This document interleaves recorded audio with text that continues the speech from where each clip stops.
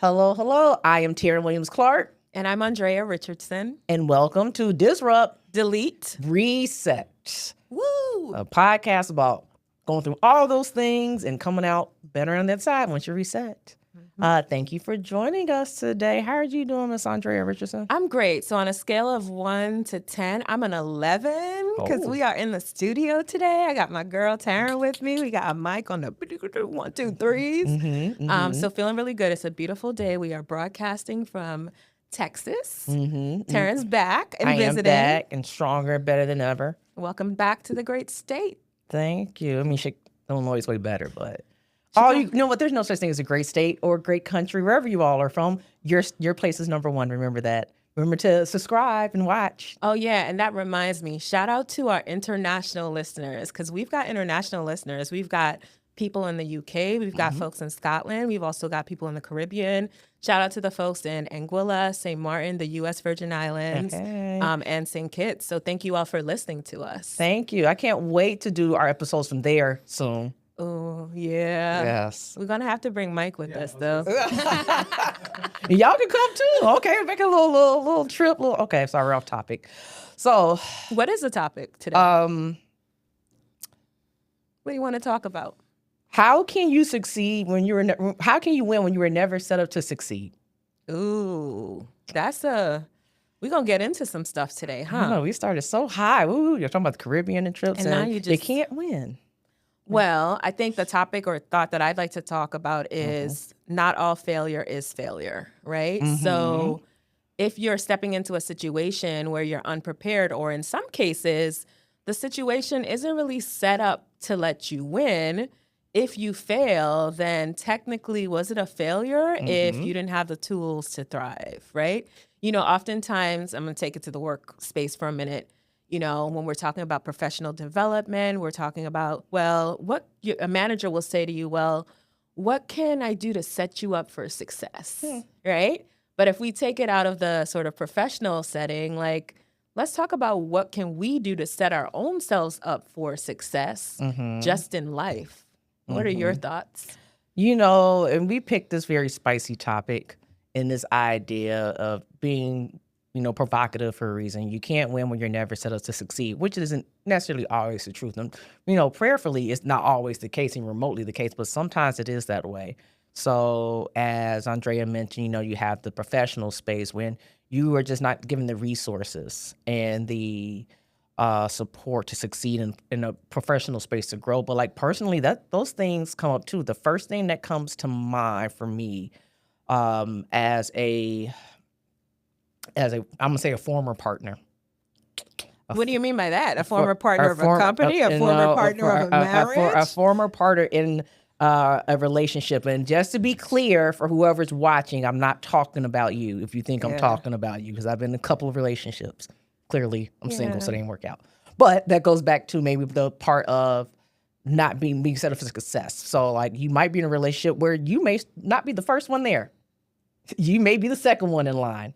You were not set up to succeed in that relationship if you were not the priority, if you were not the first choice, and really you were never going to be those things. So we can dive deeper into that. Ooh, that sounds a little loaded. So let's unpack that a little bit. So let's say I'm dating a guy or a girl, equal opportunity, pro everything here. I'm dating someone and I don't know that maybe they're seeing other people, and I don't know which I guess if I'm in first, second, or third place, right? And I'm trying my best to like be all the things that I can be. Because sometimes in early relationships, we show up as a representative. We pull out all the positive, I'm going to cook for you. I'm going to do all these wifely things, even though sometimes we're not a wife in the moment. And then we're doing all these things, and it's never enough for that person because technically I'm probably in third place and I didn't even know it. Again, you were never set up to succeed. Okay. That just clicked for me. This is a hypothetical situation. Yeah. Yeah. So, I mean, it's a load of things, but we talk about this idea of maybe sort of positioning, right? And I think that's the big thing. We don't want to sound like the man is holding us down and someone's holding us down. It's sometimes you have to really look at the environment that you're in to see and really assess how you're walking into the environment, because you're already walking in from at a deficit, right? You're walking in behind. Not everything is equal. Not everything is equitable. So it's this idea that everyone's equal in the space, but that's not true. There is, I guess you could be equal, but there's being equitable.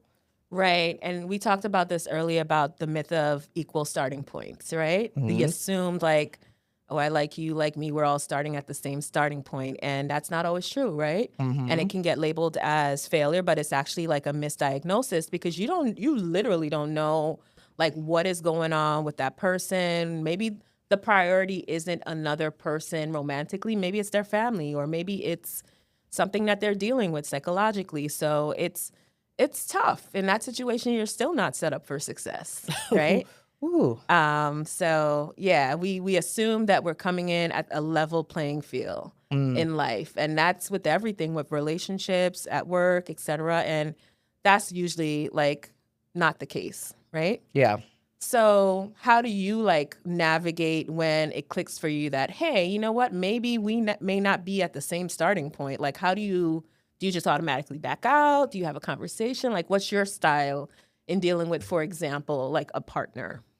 I'm probably gonna go back and forth a little bit with my answer, because I think it's a mix of both how I have navigated personally, but also how I've navigated professionally. I mean, a lot of times you don't know until you know. You don't know until you walk into a situation. You can ask the right questions, if you're talking about a job, what resources do I have available? Who's going to support me? How do you want to be supported?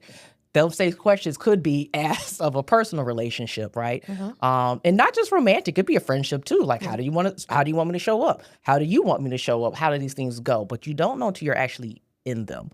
I think the big thing is, before you enter any situation, and Andréa mentioned this already, it's just like, not all what can be deemed failures are failure. Some of them are just data points. Like, you'll probably hear that a lot, like, as we just talk over the season. It's like information. Sometimes you don't know what you're walking into, and it may not end up the way that you wanted to, but know that it's not a failure. So when we talk about you're not set to succeed, we're being facetious. Right. We're being facetious. That was not, you already have succeeded, because you have hopefully taken that information in that situation you're in, and you've been able to, like, you know what, let me get out of here. Let me find a place of success, because where I am right now, I was never going to be successful. This wasn't that environment for me. Let me create my own successful environment versus trying to work my way into somebody else's environment and be what they deem successful. Yeah.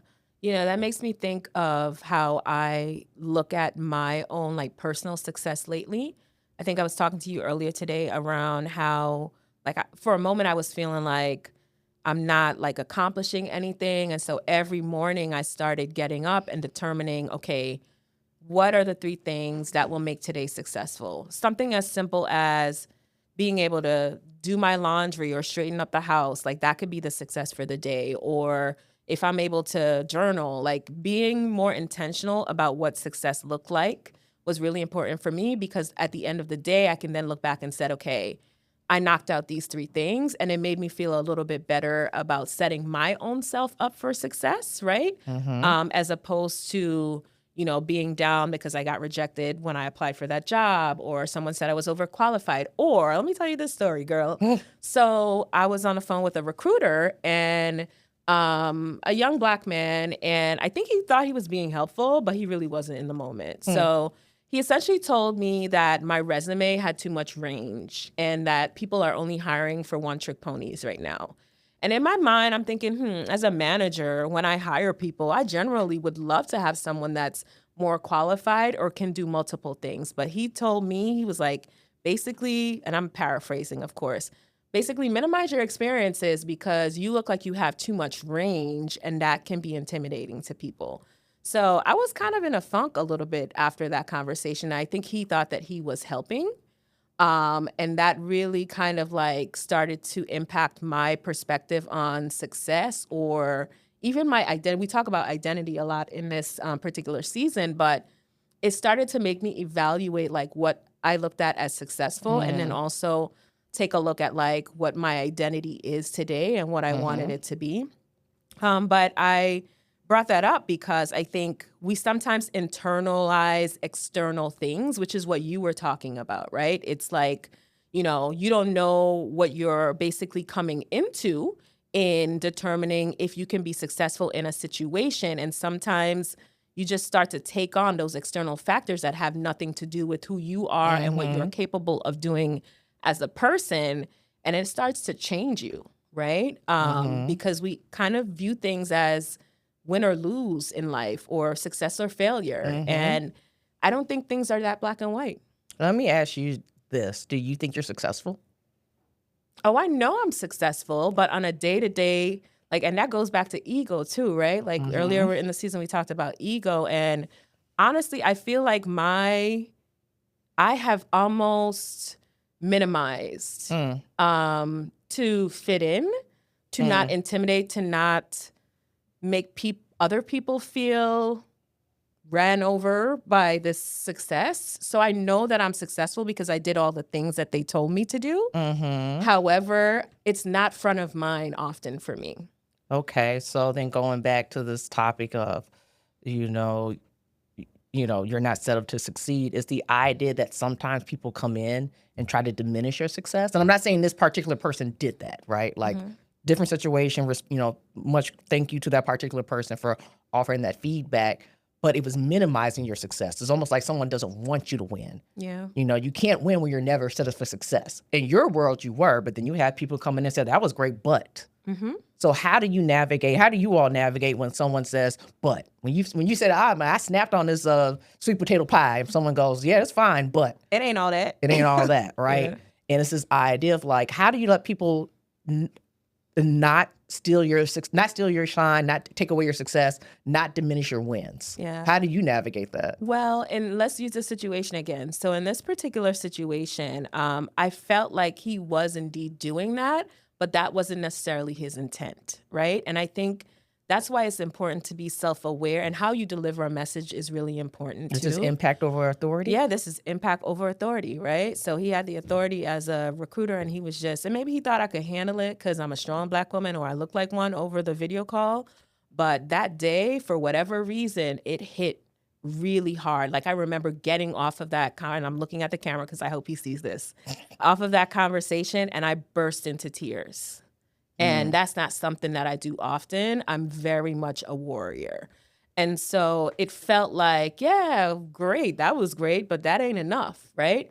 Let's make sure you nail it down to this one thing. So while I don't necessarily feel that was his intent, I think he could have been more thoughtful about how he delivered the message. And I want us to all sort of, I'm all for giving tough love and feedback, but I want people to be a little bit more empathetic and kind in how they deliver their messages. And the guy didn't even have a particular job that he was about to put me up for. So it's like, that was a useless, diminishing conversation, right? So enough about that, because to answer your question, it's like, how do you navigate it? And it's like, almost like, how do you pick yourself back up? For me, I had to give him a little bit of grace, right? Give grace. And even in responding to the conversation, I said, thank you for your feedback. I will take it into consideration. And I literally hung up the phone because I literally was about to burst into tears. And I was like, I don't know this man. He is not going to see me cry. But I was kind and I gave him grace. And I always do that to people. Sometimes I feel like I shouldn't.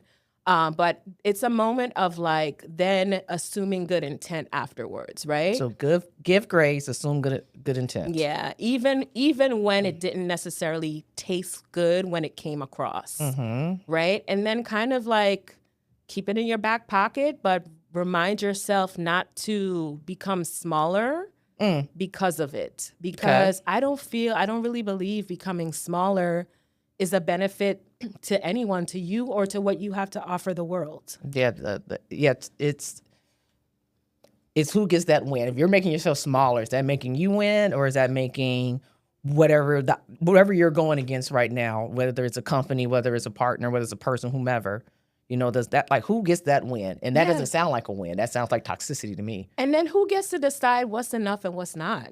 Oh. Right? Especially in a situation where that person isn't the decision maker in actually getting me a job, right? This this is all opinions and advice at this point, right? So qualify your comments in that space. Ooh, qualify right? your Oh, I'm comments. big on the whole qualify. Talk a little bit more about that. So I personally try not to comment on things that I don't feel that I'm qualified to speak about. And I don't feel that enough people take a moment and say to themselves, you know what? I'm not going to say anything on this topic because I'm not qualified to speak about that. That's like me, like speaking on the experience of a man, you know, a father, a guy who is a dad. Like, I'm not qualified to speak on your experience. I don't know what it's like to be a man and to be a father. Like, I don't know what the pressures are, so I can't tell you what you should do. And I'm specifically using this example because we have a lot of great male followers. Our followers are actually 60% male, which I love because I do want to encourage more dialogue between women and men, especially in this time of so much destruction, not destruction, but maybe a little bit of distraction and disruption, right? But I think we all need to kind of sometimes take a beat and determine, am I qualified to speak on this? And just be real and say, you know what? I'm not qualified to give an opinion on that because I don't have that experience. Right. And that's a bit of, I guess I'll call it assessment, self-awareness, self-assessment. How does one then feel comfortable enough, let's say someone, but to also go to someone and say, hey, you're not qualified to deem what a success for me. You're not qualified to deem what a win is for me. That's tough, especially and doing that without making it seem confrontational, right? Because off the bat, if you go to somebody and you're like, well, thank you for your opinion, but I don't feel like you're qualified to speak on my range as an effective communicator or an executive, you know, leadership coach, right? Because you don't have X experience. There's a way to do that, but sometimes that's a reality check that people need, right? And I think it's difficult, right? And it also depends on the relationship that you may have. Now, in the situation that I gave you with the recruiter who I'd met for the very first time, I wouldn't have gone there with him because we didn't have a relationship. So that's why for me, I think the psychologically safe thing to do was to say, thank you, have a nice day. And sometimes you got to do that. And does that kind of go back then to our first episode of ego death, of like, the ego is a bit bruised. The ego is bruised because someone said your expertise, your range It's too much. It's too much. It's too much. Versus even being helpful to say, you have a bit of range, let's figure out, in this day and age right now, people want, specific expertise. Let's figure out how to bring that range into one. So, what I hear really is one just kind of navigating, like just checking your ego to even just decide, is this person even someone that I even want them to determine what success looks like for me or what a win looks like for me? And then if you're like, you know what, it's worth having this conversation, then feeling comfortable enough to say, hey, I received what you said, but you're not qualified because this is not the type of conversation that we were initially agreed to join. Or on the flip side, like you said, even taking a check of oneself and be like, you know what, I don't wear red glasses. It's the best one I got, so I can't tell her what to do with her red glasses, right? So it's more so like deciding whose job is it to deem success? How do you support success to make sure that what we're saying as a title really isn't, you're not meant to me and you're not meant to succeed, because you always are. We're playing with this title, but you are always meant to succeed and always win. Yeah. It's how you manage it and set it up. That's how I view it. Yeah. I think failure is definitely mislabeled. I love the way that you phrased all of that, because you always have a decision to go one way or the other, right? The decision that I made in that example was to disqualify that individual's perspective and step out of the situation, right? If that individual is self-aware enough to notice the harm that he has provided, I would be open to revisiting that conversation, but only if it's coming with an actual real opportunity that he's then telling me that, okay, we need to zoom in on your corporate communications background because I'm trying to get you to win to get this job. Now that's helpful. Yeah.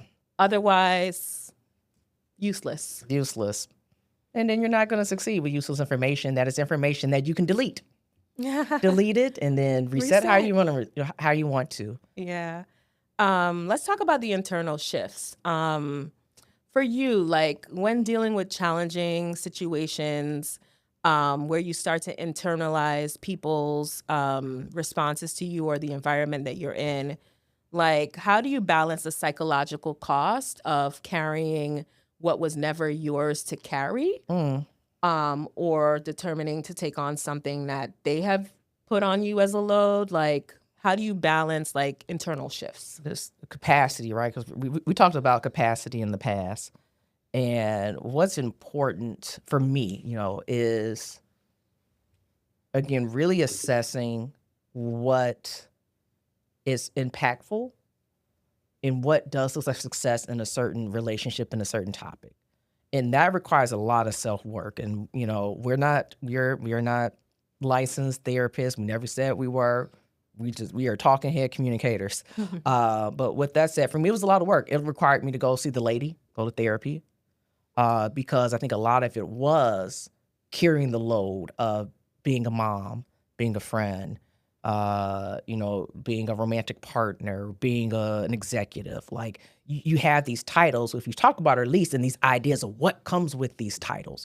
But realistically, even going back to that, if you look at what each title holds, and I'll stick with motherhood for me, I feel like that's the one that's most recent and I know the best. It took me a long time to realize like I'm not a perfect mom, and I couldn't believe in it. Sometimes I feel like I'm a bad mom, but then sometimes I also recognize that I'm also just a human, right? So it's this idea of like, what does a successful mom looks like? She goes to the best school, and she's in the right activities, and she does this and she does that, and when those things don't fall that way, it's like, well, shucks, I'm a bad parent.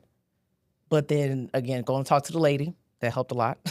But also just, using that to assess my life. It was just kind of like, you know what? I'm a damn, my first curse Good word. job. But Good that job. one, I know, That don't count. but I think I can say I'm a damn good mom. You are a damn good And mom. that is success, because it doesn't matter the school that she goes to. It doesn't matter what activity she's in. Is she respectful? Is she kind? Does she appreciate herself? Does she love herself? The answer is yes, then that's a success. Yeah. And we know right now in this world, the way that they treat education, and whoever they is, you can fill in the blank, the way they treat education, the lack of resources for our children, they're almost not set up for success, right? So it's really looking at how do you set up in a space when the resources aren't made for you? Yeah.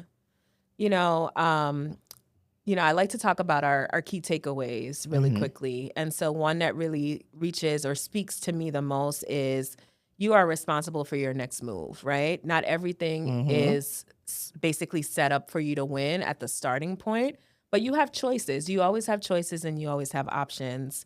So I think the point that you made around like being a mom, like obviously I'm not qualified to say too much about being a mom because I am not a mom. So I will, note my qualifications there. But Just just you're qualified as an aunt. I am. And I think that's also important too. So I also don't want people to think like, well, I'm not this, so I can't. You can still become something relatable. Okay. So Talk a little bit more about that. What is so in that sense, because I don't want to phase people out that because I'm not this, then they can't talk about it all. It's about being empathetic. Finding that common bond to uplift someone for success, or if you see somebody not setting themselves up for success. So if you're talking to a mom, it's okay to qualify yourself to automatically say, you know what, I know I'm not a mom, but as an aunt who's adjacent, I can see 1, 2, or 3. Or as I'm gonna say something real problematic, and I know we're ending soon. Be problematic. I know I'm not a man. At least last time I checked, I'm not a man. You sure? No, just No, I popped out as a kid, so I know I'm not. Okay. That's when it gets in trouble. Biologically. No. Let's keep it. Let's keep it. Okay, sorry. So, because I support DEI. yes. But I said no, I'm not. I don't know the male experience. Yes. I'll say that. Like I said, I don't either. Right. But what I can share is what I've seen from the outside, and whatever my advice is going to be could hopefully be helpful for success, or help you win. But if not, guess what? Disregard it, delete it. So I don't want it to make it sound like we can't have conversations, but I think to your point of what you said is qualifying. Yeah. The one last question that I really want to squeeze in here is, how do you know the difference between when you're holding yourself accountable versus when you're blaming yourself for a broken system? Repeat that question one more time for me. How do you know the difference between being real and like holding yourself accountable versus constantly like blaming a broken system. Because I'll give you, like, I'll tell you this. There are some people that will always be like, oh, I can't win. I can't win for losing. The system's not set up for me. And I feel like sometimes that comes across as broken system. I'm losing. And I think it has to do with mindset. If you feel you're losing, then you are.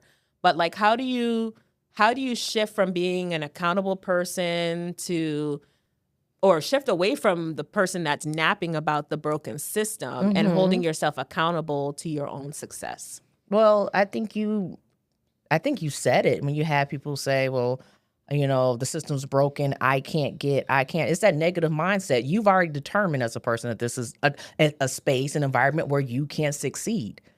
Get out of it. And I know that sounds much easier than what it is, but it's very much doable. Like it's at some point, I am a firm believer you should get tired of negative language. Broken system, not fair, can't get a job. Well, do something different. Find something safe to do, maybe. Something that is psychologically going to move you in a direction that is going to put you in a better spot. So, example, if you can't find a job in your respective city and you're talking to someone who's very much looking, you might have to go somewhere else. Don't get me wrong. Miami? I'm kidding. Those are fighting words. You might have to go somewhere else. Hello, Miami watchers. But again, it's a mentality that you have to break that system, because sometimes we talk about others trying to down you or hold you down for success or winning. A lot of times it's the individual. Ooh, you're doing it to yourself. That goes back to like, you are not the failure. Maybe it's your mindset, right? Maybe it's you and it's not the systems. Did you want to dig on that just a little bit more before we jump? I think we might have to come back to this episode. Yeah, I don't know if we have time. We might have to do a whole nother episode about that. Like, when does a person become their own enemy? Right? Like, they just almost internalize. Like, we want to really get you guys away from negative mindsets. I guess some people call it on social media being a little bit in Deluluville, but sometimes you have to be a little bit delusional to get yourself out of the negative mindset and to get yourself on a path for success. So I think, sorry. I was gonna say, go ahead. About this idea to talk about disruption, delete, resetting. Sometimes you're the one disrupting your own life. So it can go either you're disrupting your own life with continued negativity, but what you can do is positively disrupt your life. Get yourself out of a situation that's not going to allow you to succeed and not allow you to win. And once you recognize what those behaviors are, what that environment looks like, again, delete them. And then reset. It's all about that reset. And that reset will lead to success. It will lead to winning. I think we got to close there. Thank you all for joining us. My name's Andréa Richardson. And I'm Taryn Williams-Clark. And you joined us at Disrupt, Delete, Reset. Have Bye, a great everyone. day. Bye.